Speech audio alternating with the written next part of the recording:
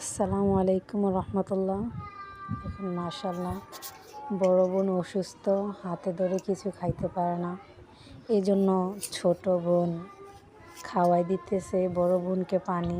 মাশাআল্লাহ দোয়া করি তাদের জন্য, আল্লাহ তাআলা যেন আমার ছোট মেয়েটাকে এতটাই জ্ঞান বুদ্ধি বা বোনের জন্য এতটাই মায়া আল্লাহ তাআলা দিয়ে দেয়, আমার যেন আর কোনো টেনশন করা না লাগে।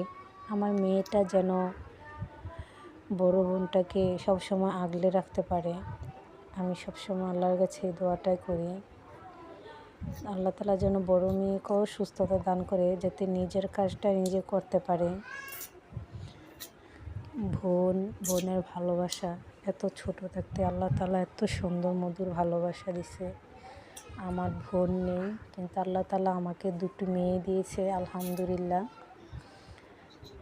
আজকে খুবই ভালো লাগতেছে মেয়েদের এই দৃশ্যটা দেখে। আল্লাহ তাদেরকে